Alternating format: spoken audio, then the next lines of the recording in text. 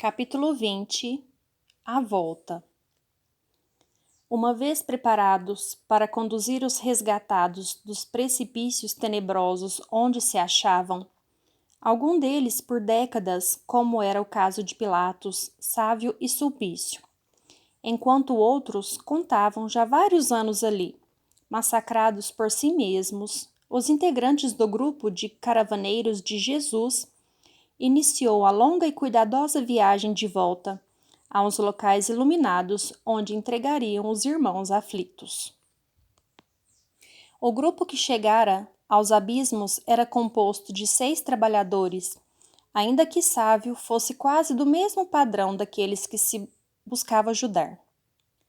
Em realidade, dos 6 elementos, somente 4 estavam em sintonia com as forças superiores, ligados a elas por laços luminosos, ainda que a evolução espiritual que detinham não fosse suficiente para elevá-los à condição de espíritos dispensados das lutas terrenas. Zacarias, Simeão, Lívia e João de Cleofas eram os que representavam a mensagem do Cristo em serviço naquelas paragens, dedicados desde longa data à tarefa do amor, e todos eles, tendo convivido com Jesus pessoalmente, haviam entregado a própria vida para fecundar nova vida no coração dos semelhantes. Zacarias havia sido envenenado por amor a Jesus para proteger Pilatos. Simeão houvera sido assassinado por Sulpício por fidelidade ao Cristo, exemplificando a coragem e o devotamento na velha Samaria. Lívia entregara seu corpo às feras em nome do idealismo amoroso, renunciando às coisas do mundo, vestida como serva por muito amar o Messias. João de Cleofas havia desempenhado a difícil missão de trazer a Roma a advertência do mundo espiritual sobre os tempos difíceis que se aproximavam, e em testemunho de suas próprias palavras, servira de exemplo vivo, igualmente entregue aos leões no circo romano, elevando os cânticos para que todos vissem o quanto o amor do Divino Mestre é poderoso para sustentar aqueles que não temem o mundo. Assim, a vida dos 4 fora de dedicação ao sofrimento resignado, de semeadura bendita e de sacrifício heróico ao final. Já Lucílio, alma simples e generosa, era um indivíduo que admirava as mensagens de Jesus, conquanto ainda não estivesse amadurecido para compreendê-las plenamente. Do mesmo modo, fora supliciado no circo depois de ter aprendido as lições amorosas com ex-sapateiro Zacarias. No entanto, em sua alma, a capacidade de penetração, de discernimento, ainda não havia sido esculpida por uma vida de entrega e devotamento. Estava melhor do que era, mas ainda não se revestia daquele caráter que só se consegue no enfrentamento das batalhas da existência, nas quais se exercita a renúncia, a resignação, a humildade, a compreensão, o perdão incondicional das ofensas. Por fim, Sávio era o mais enfermo dentre os 6, que, envergonhado pelos seus erros, se mantinha morador dos umbrais mais densos, como forma de ajudar no desempenho da tarefa que Zacarias lhe havia incumbido, como o seu tutor espiritual e o seu paizinho, como era chamado o ex-sapateiro, pelo espírito daquele que o havia envenenado.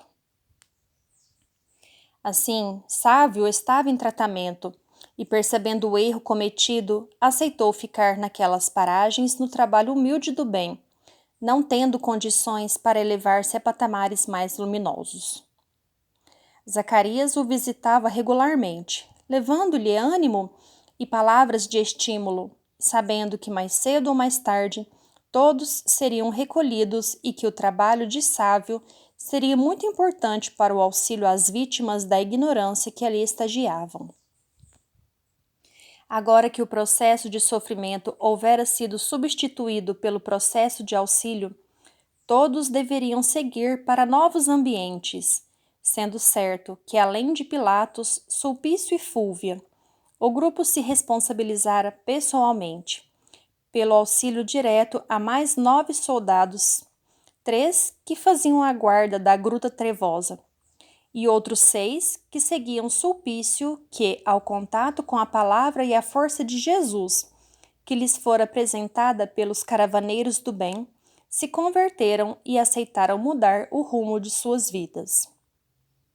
Dessa maneira, o grupo espiritual de entidades missionárias deveria ser responsável por transportar a planos menos densos o contingente de 12 entidades sofredoras, acrescidas de sábio, que por primeira vez deixaria os abismos e seguiria o rumo luminoso, no qual seria incorporado para o início de uma nova etapa evolutiva.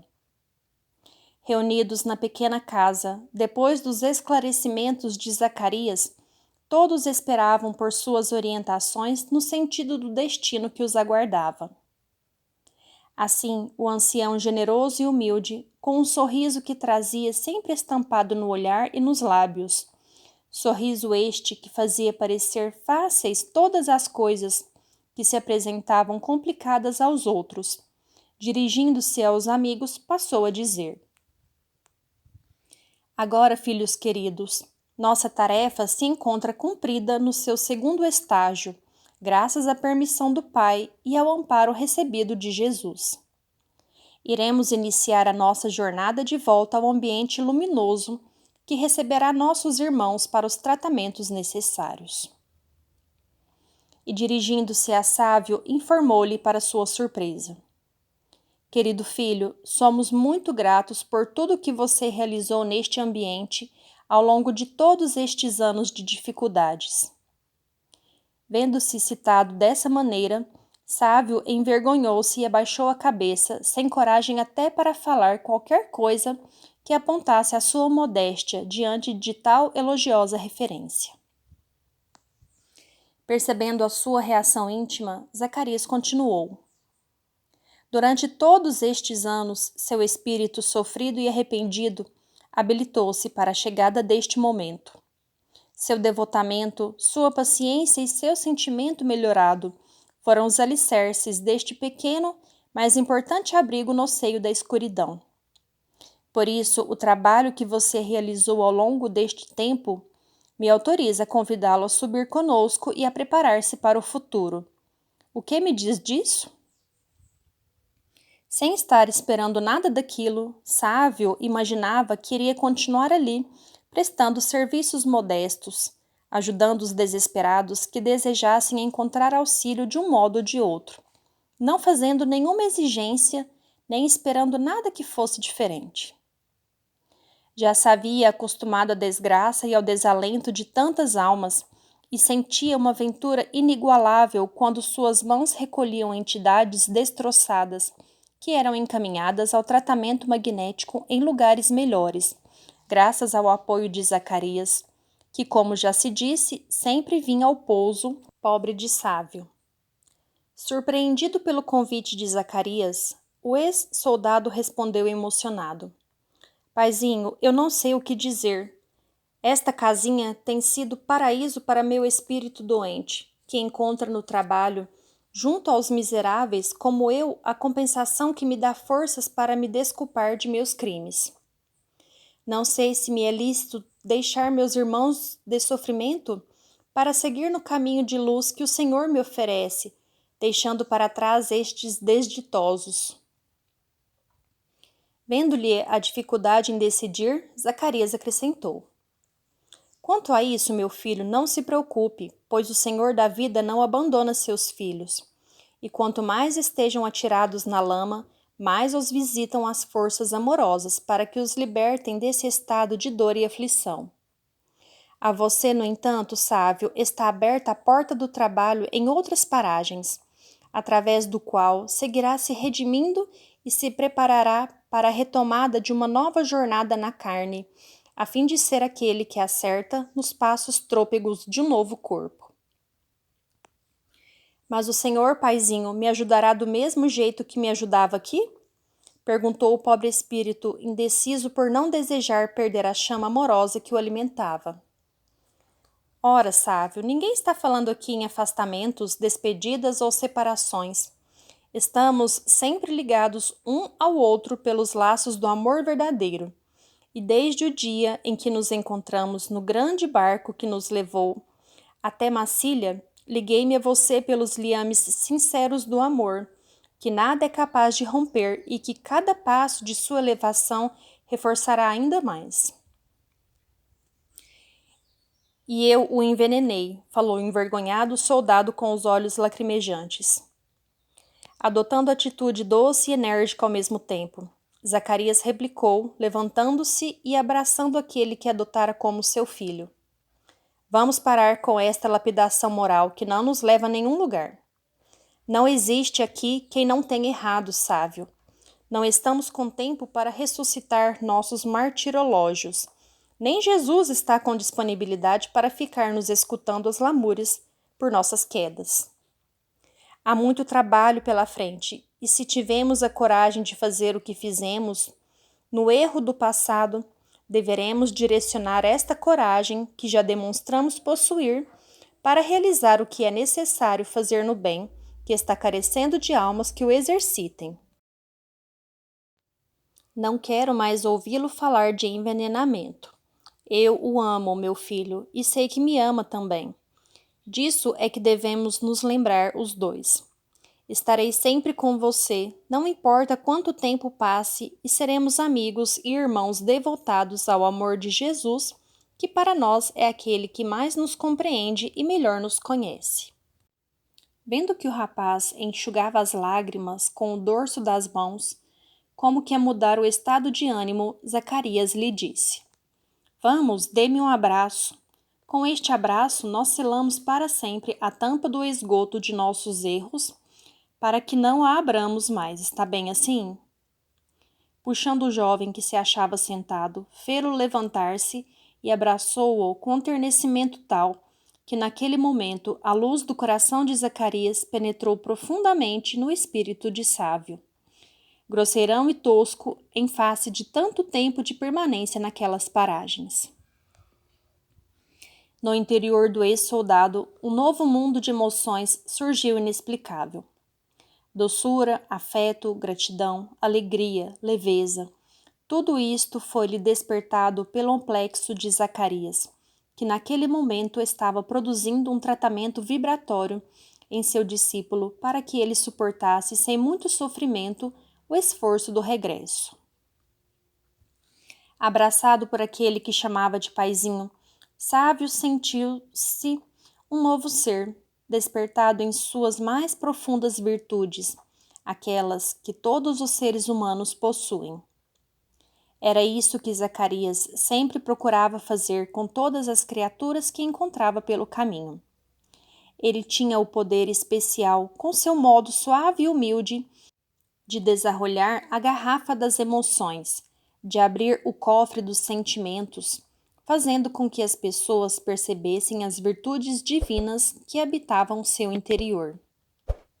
O abraço de Zacarias era algo irresistível.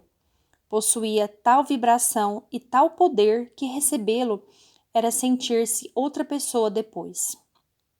Sávio então se refez e, tomando as mãos de Zacarias, beijou-as com enlevo, dizendo: Paizinho, nunca senti o que estou sentindo agora.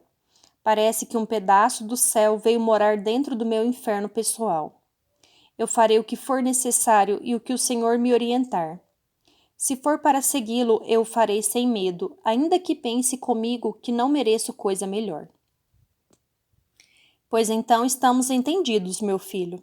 Subiremos juntos e nesta cabana ficarão apenas as boas lembranças desta jornada libertadora, graças à qual todos nós pudemos nos encontrar e sentir a ventura do sentimento do Cristo por nós. Traga-nos os irmãozinhos que seguirão conosco. Falando isso, Zacarias desejava que todos estivessem reunidos naquele ambiente para a oração que iriam fazer, a fim de poderem iniciar o regresso necessário. Seria importante que todos estivessem juntos para sentirem o envolvimento das forças sublimes que os sustentariam na atmosfera vibratória diversa que os esperava, evitando-se os ataques de entidades vingadoras no esforço de tentarem sequestrar os seus antigos chefes ou comandantes.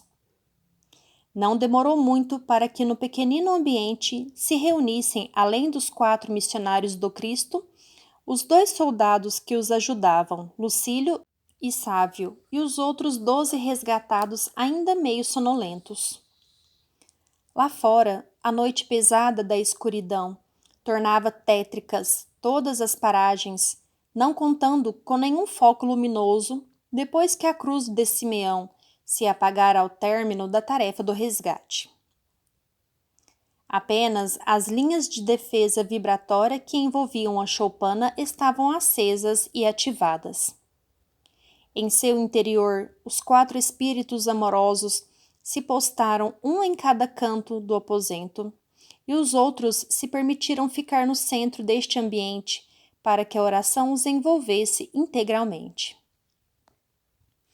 Emanados pelo ideal de regressar ao seio do Mestre, Zacarias solicitou ao coração maternal de Lívia que fizesse a oração. Emocionada com a solicitação, a alma daquela mulher que soubera suportar todas as injustiças da terra com humildade e fé em Deus e em Jesus se viu transportada para sua condição de esposa e mãe, passando a sentir por aqueles infelizes o mesmo amor que nutria pelos filhos terrenos. Elevando o pensamento e abrindo os braços como que simbolizando abraçá-los, no que foi imitada pelos outros 3 que se colocavam nos outros vértices do aposento, Lívia proferiu sentida oração, como se as palavras não lhe saíssem da boca, mas sim do centro cardíaco. Mestre amoroso, aqui nos achamos quais folhas secas, entregues ao vento de nossas próprias paixões e erros clamorosos. Nada somos e nada temos que não tenhamos tomado por empréstimo de teu tesouro majestoso. E depois de nos termos projetado no abismo de nossas mazelas, eis que no seio lamacento da desilusão encontramos estas pedras preciosas que desejamos entregar-te como sinal de nossa gratidão. Aqui estão os filhos que são pérolas preciosas do teu ensinamento, para cuja aquisição somos capazes de empenhar todas as nossas riquezas, vender todos os nossos bens e sacrificar todos os nossos poucos valores. Elas te pertencem, amado Jesus.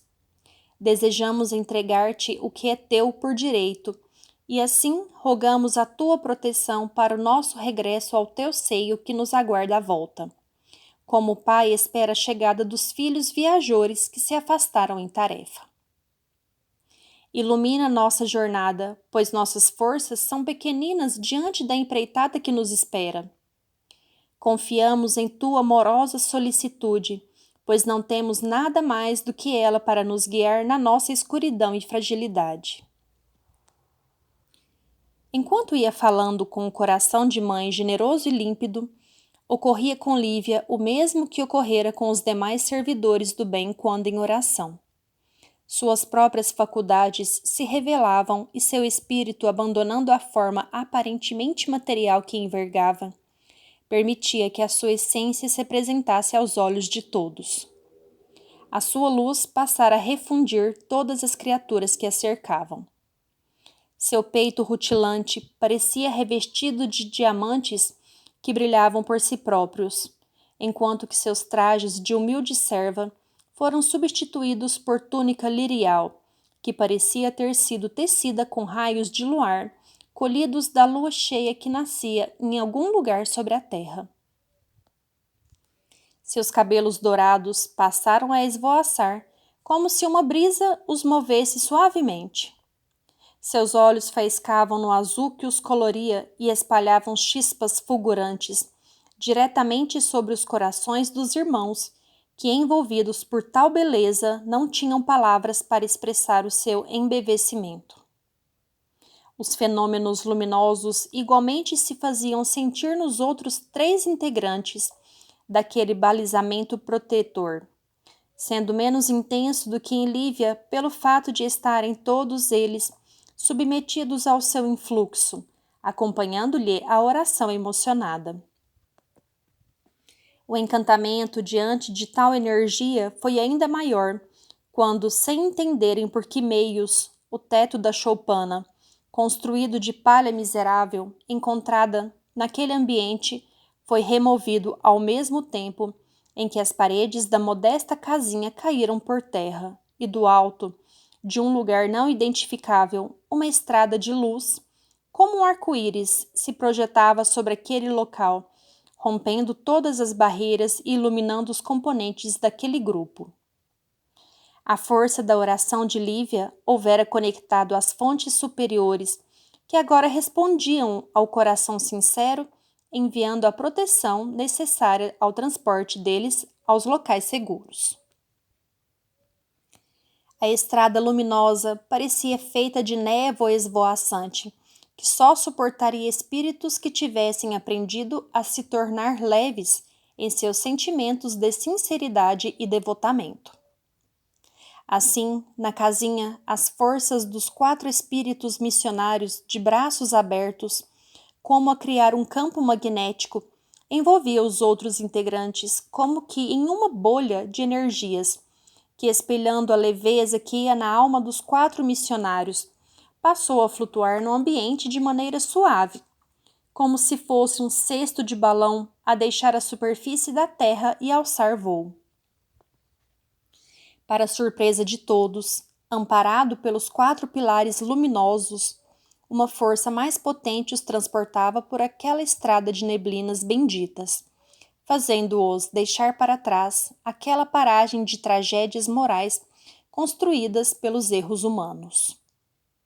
Lentamente, o grupo foi sendo atraído para o leito sutil daquele caminho celeste, que, à medida que iam passando, ia se desfazendo à sua retaguarda, recaindo sobre as criaturas do abismo como uma cascata de estrelinhas, remédio de esperança, alimento para o coração desditoso de todos os que ali estavam, sinal do amor de Deus por todos eles, no desejo de convidá-los a se transformarem e deixarem aqueles sítios de tristeza e dor.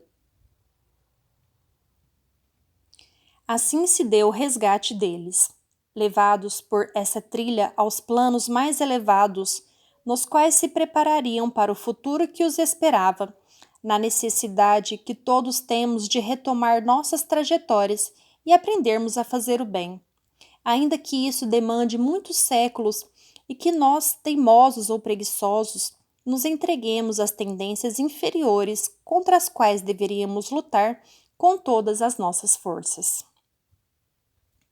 Na atmosfera material do mundo, a Roma dos Césares estava às voltas com as sandices de Nero, estimulado pelas entidades loucas que o dirigiam, empolgado em dar vazão ao seu talento teatral e desumano, esgotando suas forças em festins e libertinagens e produzindo ainda mais espetáculos sangrentos, usando inocentes como tochas vivas ou como alimento para as feras.